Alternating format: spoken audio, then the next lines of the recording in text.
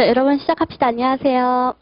네, 언어 논리를 담당하고 있는 박은경입니다. 오늘은 간단하게 그 언어 논리 커리큘럼이랑 그다음에 종합반이랑 그다음에 어떻게 수업 진행되는지에 대해서 좀 설명을 해드릴 거고요. 그리고 사실 여러분들의 좀 질문을 좀 많이 받고 싶거든요. 그러니까 여러분들께서 오신 분들 중에서 궁금하신 것들, 그다음에 공부 방법론도 좋고요. 앞으로 수업 진행 방향도 괜찮고 그냥 편하게 질문을 하실 수 있게끔 한번 시간을 만들어 보았습니다. 네, 다들 시험 한 번씩 보셨죠? 시험 처음이신 분. 시험 처음이신 분도 계시고요. 나머지는 다 시험 보셨던 분들이고요. 간단하게 일단 설명을 해드리면 언어논리 종합반을 만든 계기랑 그 다음에 소수 수업을 만든 커리큘럼 자체에 대한 설명 먼저 해드리면요. 언어 과목의 경우 좀 학생들마다 많은 편차가 있는 그런 과목입니다. 누군가는 다 그냥 쉽다, 공부할 필요 없다 라고 누군가는 얘기하기도 하지만 결국에는 언어 때문에 떨어지는 학생들이 많이 있었어요. 자료 해석 때문에 결국 다른 게 커버되는 경우는 굉장히 많은데 언어가 다른 과목을 커버해준 경우는 거의 없습니다. 다만 언어 때문에 합격이 안 되는 학생들이 많이 있고 그 다음에 언어가 오르지 않아서 오랫동안 고생하는 친구들도 많이 있기 때문에 여러분들께서도 자신의 그런 언어 논리의 그런 그 수준과 그 다음에 실력 자체를 굉장히 객관적으로 판단을 하실 필요가 있을 것 같습니다. 우선 그것 때문에 먼저 말씀을 드리도록 하고요. 그 다음에 언어의 경우 제일 많이 하는 질문 중에 하나가 과연 언어는 오르는 과목일까요? 라는 질문을 제가 제일 많이 받았어요. 그리고 상담을 할 때도 그렇고요. 많은 학생들이 불안한 상태로 시작을 하기 때문에 그 부분에 대해서 또 한번 좀 말씀드리고 시작하고자 합니다. 우리의 사례가 이랬으면 너무나도 좋겠어요. 이 친구 같은 경우에도 언어 때문에 살았다고.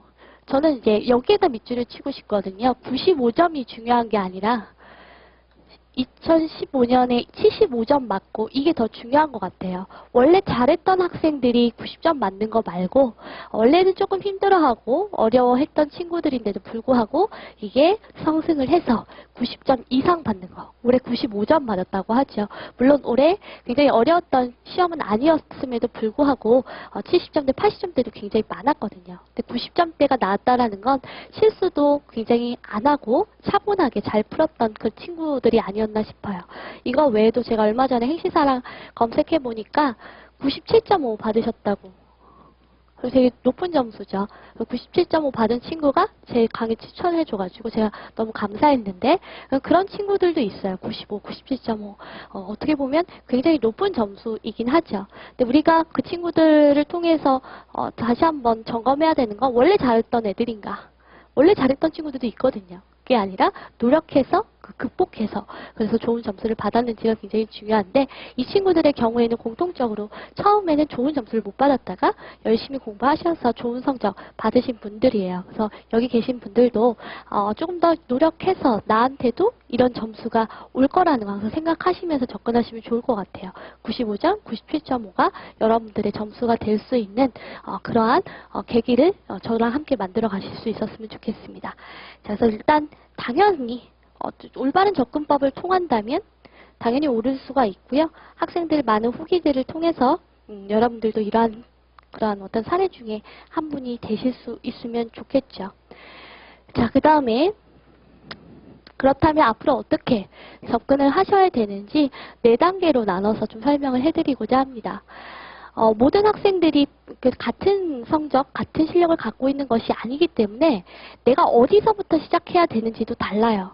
즉, 내가 1단계부터 신경을 써야 되는지 2단계인지 3단계인지 4단계인지에 따라서 공부 방법이 굉장히 차이가 나고요. 그 다음에 제가 상담을 많이 해본 결과 자기는 이미 1단계가 끝났어요. 더 이상 공부할 필요가 없어요. 근데 항상 독해력이 부족하대요. 제가 봤을 땐 독해력이 부족하진 않거든요. 충분히 그 다음 단계에 나아가서 공부를 하셔야 되는데 불구하고 시간 투자를 여기만 하시는 거예요. 사실은 여기가 약한 친구였는데도 불구하고 여기에다가 시간을 쏟다 보니 당연히 성적이 안 오르겠죠. 그래서 객관적으로 나의 위치가 어디에 있고 어느 부분을 조금 더 신경 써서 공부를 해야 되는지 판단을 정확하게 하실 필요가 있겠습니다. 1단계는요. 독해력이에요. 기초 독해력. 그래서 독해력이 중요하다는 건 올해 시험에서 더욱더 증명됐다고 생각이 듭니다. 아무래도 논리의 비중이 많이 줄어들었고 독해의 실력이 굉장히 중요한 비중을 차지했고요. 그럼에도 불구하고 내가 점수가 안 나왔다고 하면 사실 1단계의 문제가 있을 가능성이 굉장히 높아요. 내가 지문을 혼자서 읽었을 때는 잘 읽고 무슨 내용인지도 알겠는데 시험장에서 긴장하고 그 다음에 제대로 읽혀지지 않고 글자만 막 흩날려서 보이고 이러신 분이 있다면 아무래도 나의 기초 독해력이 생각보다 약할 가능성이 굉장히 크다라는 거죠. 많은 친구들이 요거를 인정하기가 되게 싫은가 봐요. 내가 독해력이 부족하다라는 걸 처음에 인정하기 굉장히 어려운 것 같습니다. 왜냐하면 어쨌든 우리가 한국인이다 보니까 텍스트를 다 읽을 수가 있거든요. 그리고 내가 시간이 있다면, 여유가 있다면 문제도 맞출 수 있기 때문에 내가 1단계가 약하다는 생각을 잘 안 해요. 하지만 1단계가 부족한 학생들은 70점 이상을 받기가 굉장히 어렵습니다. 75점 이상. 75점 혹은 80점 이하의 점수를 갖고 계신 분들은 사실 1단계가 굉장히 약할 가능성이 높다라는 거죠. 그래서 1단계, 즉 내가 지문의 독해를 얼마나 가볍고 그리고 속도도 내면서 정확하게 그 지문을 읽어낼 수 있는지 시험을 위한 독해력이 어느 정도 갖춰져 있는지 좀 판단을 하실 필요가 있겠습니다. 그 다음에 두 번째, 많은 학생들이 여기서부터 문제가 있는데 한 80점에서 90점 사이 이 친구들이 생각보다 2단계가 잘 안 됩니다. 우선 지문을 그냥 읽고 이해하는 시험이 아니라 출제자의 의도가 무엇인지를 파악해야 되는 굉장히 전략적인 시험인데도 불구하고 그냥 지문을 읽고 숨은 그림 찾기식으로 지문 문제를 접근하는 친구들이 굉장히 많습니다. 하지만 예를 들면 입법고시의 지문의 경우에도요. 잠시 한번 보면 이게 이제 올해 입법고시 지문이었는데 지문이 굉장히 길었어요. 이렇게. 그래서 지문이 이렇게 읽다 보니까 아무 생각 없이 읽게 되면 내가 지문을 읽긴 읽었는데 선택지 판단하기 위해서 하나하나 쫓아가야 되는, 지문 읽는데도 많은 시간을 썼는데 선택지 판단하는데도 굉장히 시간을 많이 쓰게 됐다는 거죠. 하지만 우리가 지문에 대한 장치 혹은 선택지에 대한 원리를 알게 되면 그 문장밖에 안 보이게 돼 있어요. 그래서 2단계를 충실하게 잘하는 친구들일수록 지문을 읽으면서 선택지화 될 수 있는 부분이 어디인가, PSAT가 좋아하는 장치가 어떤 거고 답이 되는 선택지는 어떤 원리가 있는가, 그래서 내가 어떤 부분을 확실하게 날려있고 어떤 부분만 읽으면 되는가, 그거에 대한 전략이 정확하게 세워져 있는 게 바로 2단계라고 할 수 있겠습니다. 그래서 예를 들면 요거 첫 번째, 두 번째, 세 번째, 이게 세 번째 단락이었는데요. 이 지문을 쭉 읽고 나서 선생님 저는 그 문장밖에 밑줄 안 쳤습니다 라고 했던 친구들이 언어 논리를 잘하는 친구들이었거든요. 예를 들면 여기 부분이 눈에 되게 들어왔었어야 돼요. 첫 번째 부분 한번 볼게요. 스파르타에서는 엘리트 시민, 천민이 철저히 구분됐다. 이 문장이 그들한테 눈에 들어온 이유는 우리 시험에서는 뭔가 계급과 신분을 나눠주는 걸 되게 좋아해요. 그런 것들을 항상 힘줘서 읽어야 되는 정보라고 할 수 있겠죠. 따라서 엘리트, 시민, 천민과 같은 그러한 구분을 해줬다라는 게 굉장히 임팩트 있게 들어왔었어야 되는 정보라는 거죠. 그 다음에 또 토지는 엘리트와 시민에게만 분배됐지만 농사는 그들에게는 금지되고 천민에게만 허용됐다. 이 두 번째 문장에서 이미 많은 학생들이 선택지를 예측을 했습니다. 안 그래도 계급을 나누는 게 중요한데 뭐뭐뭐뭐만이라는 의도적 강조, 뭔가 범위와 그 다음에 정도에 대한 강조와 관련된 표현이 있었기 때문에 이 문장을 보는 순간 선택지화 될 거라는 걸 예측을 하거든요. 근데 우리의 시험이라는 것이 단순히 지문을 읽고 이해하는 시험이 아니라 지문을 보시면서 어떤 부분에서 힘주어서 읽었을 때 그리고 내가 힘주어서 읽었던 그 부분이 어떻게 선택지로 연결된지 예측할 수 있어야 된다는 거죠. 그냥 읽는 것이 아니라 선택지화 될 수 있는 부분에 이미 한번 눈이 가고 그리고 선택지를 예측할 수 있는 능력, 이게 이제 80점에서 90점으로 갈 수 있는 가장 중간 단계의 그런 역할이라고 할 수 있겠습니다. 그래서 여러분들께서 이 부분이 힘들기 때문에 아마 90점이 가기가 어려운 거라고 할 수 있겠죠. 그래서 일단 PSAT 출제자의 의도대로 정확하게 지문을 읽는지가 중요한데요. 첫 번째는 그래서 장치를 잘 찾을 수 있어야 돼요. 아까 우리가 말했던 뭐뭐뭐뭐만이라든지 아니면 의도적으로 강조하는 부분들이라든지, 그래서 장치 자체를 지문 내에서 올바르게 찾아주시고, 그 다음에 중요한 건 이와 같이 장치를 찾은 것과 선택지의 원리까지를 연결을 해주시는 게 가장 중요합니다. 지문을 앞만 잘 읽어도 문제 틀리는 친구들이 있거든요. 그런 친구들은 지문과 선택지를 연결을 잘 못하는 거예요. 지문에 있는 핵심적인 정보와 선택지에 있는 원리가 연결이 되는 그 연결고리가 굉장히 중요한데 지문 따로 읽고 선택지 따로 읽는 경우가 굉장히 많다라는 거죠. 그래서 이 두 가지의 연결고리를 항상 생각하시면서 답이 되는 선택지는 어떠한 원리를 가지고 만들어졌으며 내가 애초에 이 답이 되는 선택지를 판단하기 위해서 지문의 어떤 부분을 읽어야 되는지 이 연동을 하는 게 굉장히 중요합니다. 그래서 앞으로 여러분들께서 혼자서 기출분석 하실 때도 답이 되는 선택지의 원리와 그 다음에 지문에 있는 그 장치들을 한 번씩 연결해 보실 필요가 있겠죠. 그래서 2단계는 결국 PSAT 출제자의 의도대로 정확하게 있는지 생각을 해보시고요. 그 다음에 3단계는 추론이 약한 친구들을 비롯해서 많은 학생들이 가지고 있는 문제점들이더라고요. 그래서 내가 40문제를 다 한꺼번에 풀려고 하다 보니까 사고가 중간에 비어있기도 하고 그 다음에 사고가 완료되지 않았는데도 불구하고 그냥 문제 푸는 거에 급급해서 그냥 문제만 풀고 넘어가는 경우가 굉장히 많아요. 그래서 예를 들면 A는 B고 B는 C라서 결국 D구나. 나는 하나하나의 논리적인 추론 과정이 있어야지만 선택지를 판단할 수가 있는데 너무 급하게 하다 보면 B까지 오다가 C 여기 부분이 애매하고 어렵고 혹은 지문을 다시 한번 찾아가야 되니까 여기 생략하고 아 맞나 보네.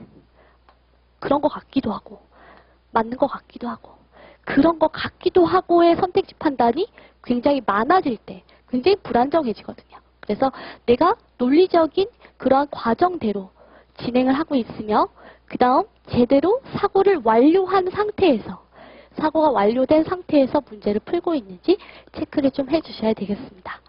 여기까지 1단계, 2단계, 3단계까지만 정확하게 된 친구들은 공통적으로 떨어지는 부분이 거의 없어요. 한 80점대에는 좀 유지를 하는 상태에서 문제를 접근하고 마지막에 90점 이상으로 가기 위해서는 4단계가 굉장히 중요하다고 할 수 있겠죠.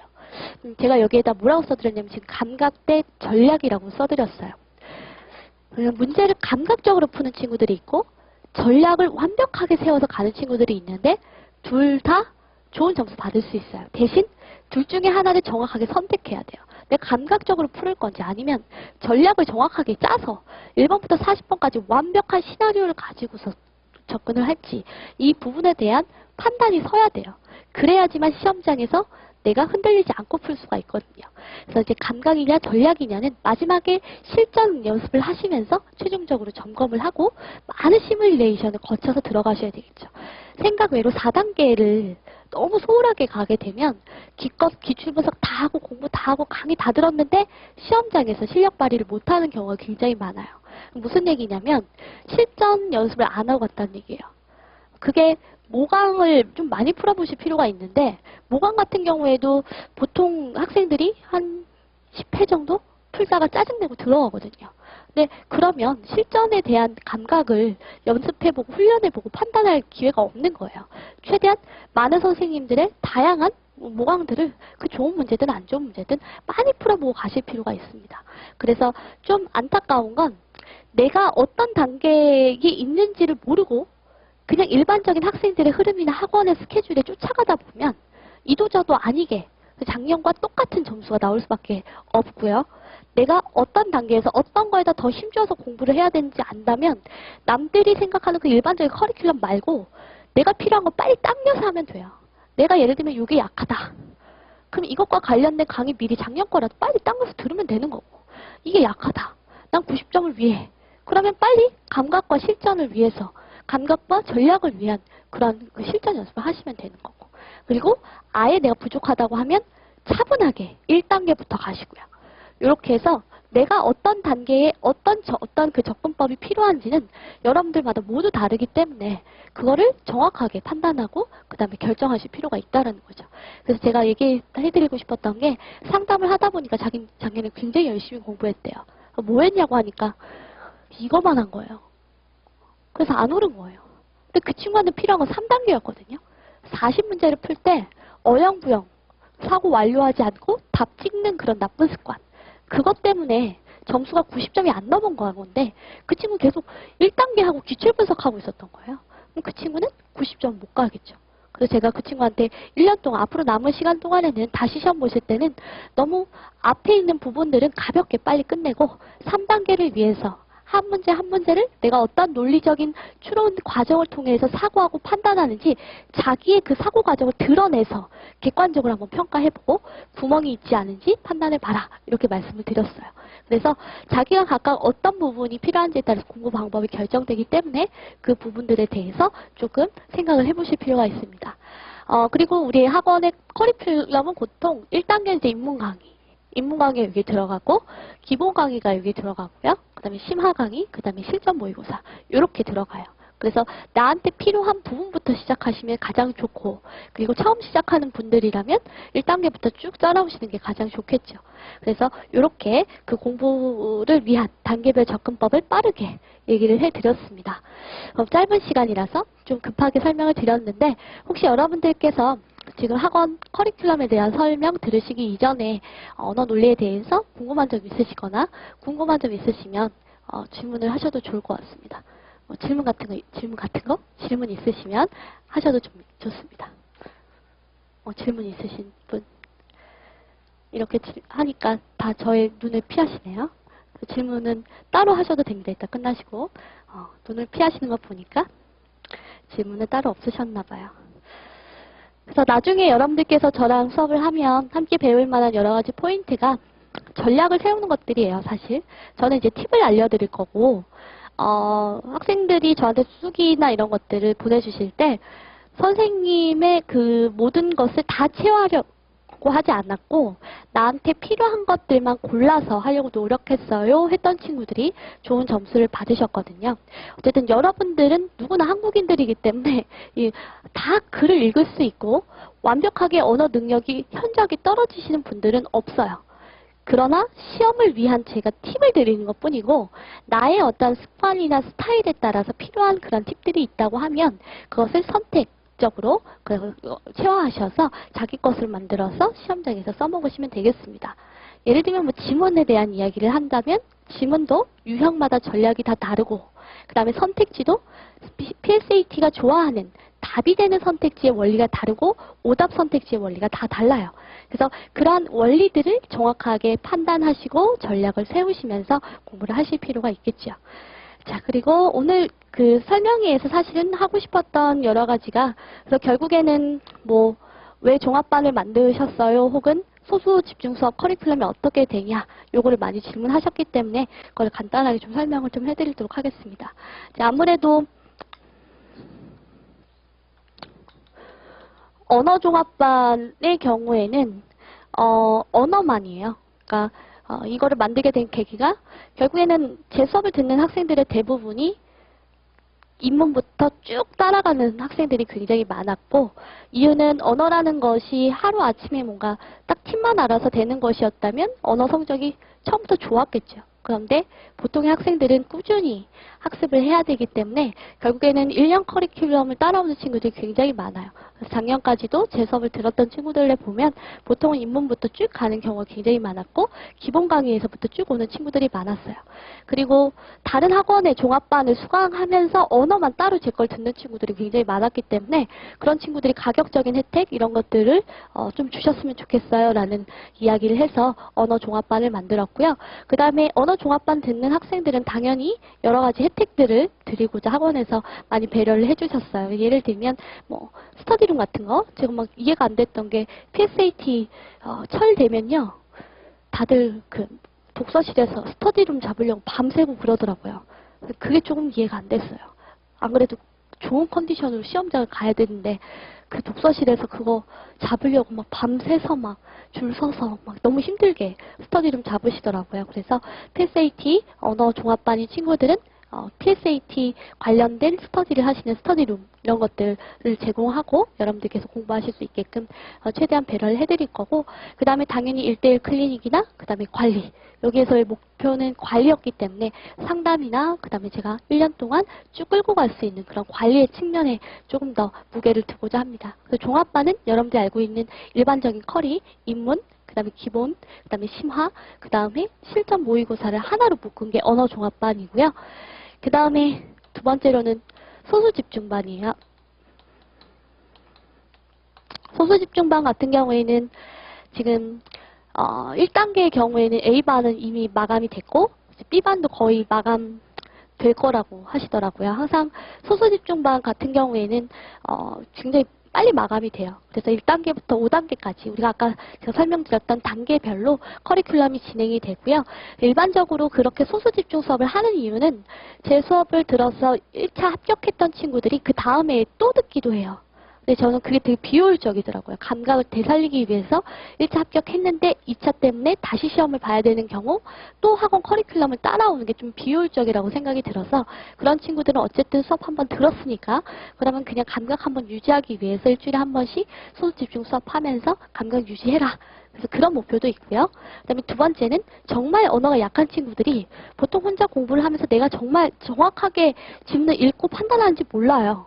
내가 지문의 핵심 내용을 찾는다고는 했는데 제대로 찾는 게 맞는지도 모르겠고 내가 지문을 제대로 읽고 있는지도 모르겠고 내가 5번이라고 했는데 내가 이렇게 5번을 판단하는 그 과정이 맞는지도 모르겠고 항상 확인받고 싶어 하는 게 학생들의 그런 심리고 그다음에 원하시는 거였기 때문에 소수집중 수업 같은 경우에는 그런 부분을 위주로 수업을 한다고 생각하시면 되겠습니다.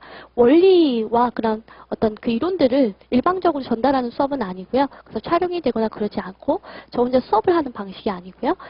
제가 물론 텍스트를 드리고 같이 읽는 방식이긴 하지만 주가 되는 건 이제 학생분들이 어떻게 읽었는지 제가 판단해드리고 팁을 드리는 거. 그게 이제 소수집중반의 중요한 커리가 되겠습니다. 그래서 커리큘럼은 1단계부터 5단계까지 큰 커리큘럼만 갖추고 있고요. 그 구성원들에 따라서 세부적인 커리큘럼은 약간씩 변동되기도 합니다. 그래서 예를 들면 제가 지금 A반, B반을 섞어서 이렇게 해놨지만 2단계부터는 수준별로 흩어버리거든요. 이렇게 나눠버리고 그다음에 약한 영역이 비슷한 친구들끼리 묶어버리고 이런 식으로 해서 좀 효율적인 방식으로 진행을 할 거기 때문에 커리큘럼 자체는 그 책이 정확하게 정해져 있는 것도 아니고요. 그래서 텍스트 자체도 그 친구들의 수준과 그다음에 그 친구들이 원하는 텍스트 위주로 수업이 진행이 됩니다. 그래서 예를 들면 자기가 이런 텍스트가 너무 보고 싶다 하면 그런 텍스트도 받을 거고 같이 읽어보고 그다음에 수업을 하는 그런 방식으로 진행이 돼요.